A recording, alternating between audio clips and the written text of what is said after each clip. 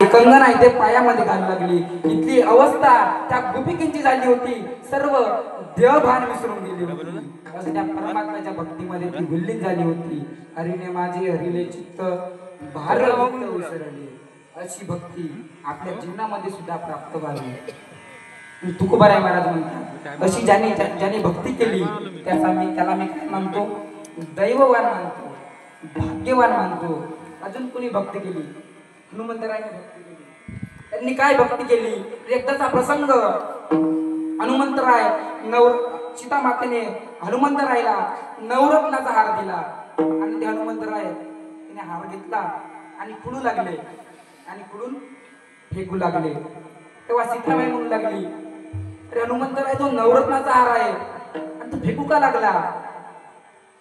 म्हटले यात राम दिसत नाही. काय यात राम दिसत नाही? मग राम कुठं आहे? तर राम कुठं आहे? हृदय बंदी गाणा केला आत विठ्ठल कुंडीला. प्रभू राम आणि त्यांनी आपलं हृदय पाडलं आणि सर्व जगताला सीता मातेचं आणि श्रीरामाचं दर्शन या जगाला दिलं. अशी भक्ती त्या हनुमंतरायांनी केली. अशी भक्ती त्या हनुमंतरायांनी केली आणि अशी भक्ती आपल्या जीवनामध्ये सुद्धा प्राप्त व्हावी अशी भगवंताच्या चरणी प्रार्थना करा. असं ना तुकोबाराय दैववान म्हणतात, तुकोबाराय महाराज म्हणतात. आणि असा जर नसेल तो माझ्या मनाला पटत नाही. अभंगाचं तुझ्याच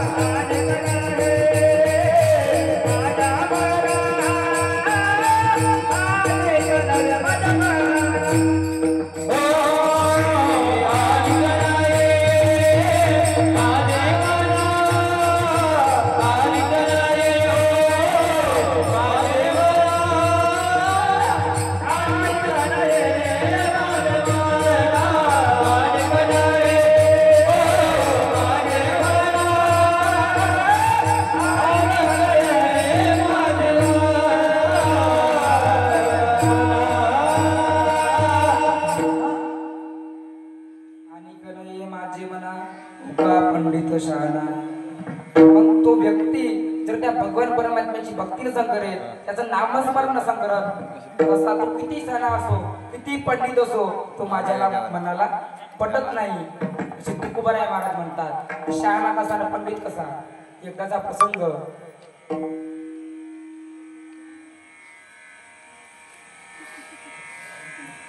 चौघे जणे विदेशातले, इंग्रजाच्या काळातले चौघ जण गाडी घेऊन निघाले. कार घेऊन निघाले.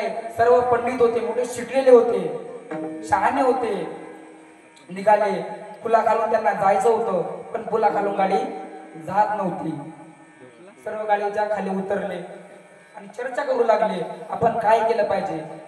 एक जण म्हणू लागला, वरचं टप्पर कापलं पाहिजे. दुसरा म्हणू लागला, गाडीचे दरवाजे फुटले पाहिजे, काच फुटले पाहिजे. असे एक एक जण आपला सल्ला देऊ लागले, चर्चा करू लागले.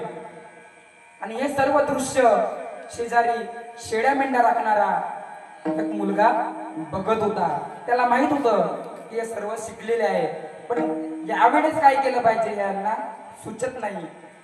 तेव्हा तो गेला, त्यांच्या जवळ गेला, म्हणू लागला, मगापासून मी बघत आहो, तुमची गाडी या पुला घालून जात नाही आहे, तुम्हाला काही उपाय पण सुचत नाही आहे. तुम्हाला जर हरकत नसेल तर मी तुम्हाला उपाय सुचवू का. त्याचे म्हणू लागले, हसू लागले त्याच्यावर, अरे तू शेळ्या मेंढ्या राखणारा आणि एवढे आम्ही शिकलेले, मगापासून सुचवून राहिलो, पण आम्हाला सुचत नाही आणि तू आम्हाला सुचवणार. तेव्हा त्याचा ड्रायव्हर म्हणतो, अरे त्याचा ऐकून तर घेऊ, आपण मगापासून प्रयत्न करू लागलो, सुचू लागलो, पण आपल्याला तरी काही सुचवून राहिलं, ऐकून तर घेऊ. तेव्हा म्हटले, सांग काय उपाय आहे. तेव्हा तो शेळ्या मेंढ्या राखणारा चारही चाकाजवळ गेला आणि गाडीची हवा सोडली.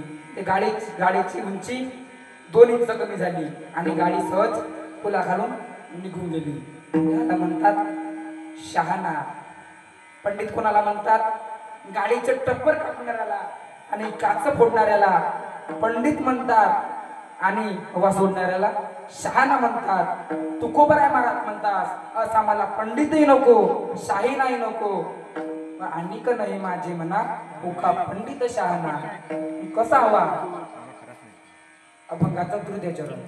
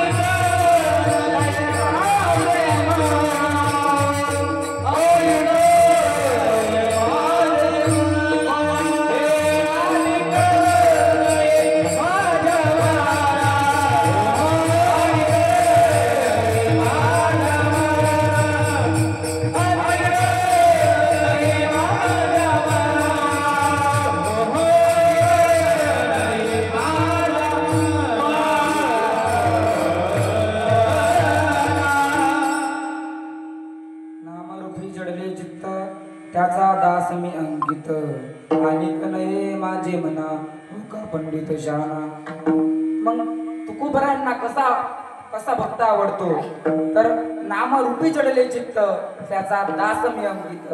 ज्याच्या परमात्म्याच्या भक्तीने त्याच्या नामस्मरणाने जो भक्त तल्लीन झाला आहे वेळेवर वेळी मरणाच्या अंतकाळी सुद्धा त्या भगवान परमात्म्याचं नामस्मरण करतो अशा भक्ताचा मी दास व्हायला सुद्धा तयार आहे. असे तुकोबराय महाराज म्हणतात. नामरूपी जडले चित्त त्याचा दास मी अंकित. दास सुद्धा व्हायला तयार आहे. असं कोण आहे? तुकोबरायांनी थोडी भक्ती केली. त्यांची एवढी भक्ती होती की माझी मज झाली अनावर वाचा छंद या नामाचा घेतला किंवा चुकी तुझे पाय डोळा रूपाचे ध्यान अखंड मुठी नाम तुमचे वर्णावे गुण. त्या परमात्म्याचं अखंड त्यांच्या मुखामध्ये नामस्मरण असायचे. असे तुकोबराय होते. त्यांनी तर भक्ती केलीच. तुकोबराय महाराज म्हणतात माझ्या व्यतिरिक्त असं कोणी आहे त्याचा मी दास सुद्धा व्हायला तयार आहे. असं कोण आहे तर नामदेव राय. त्यांनी भक्ती केली. अरे एकदाचा प्रसंग होता.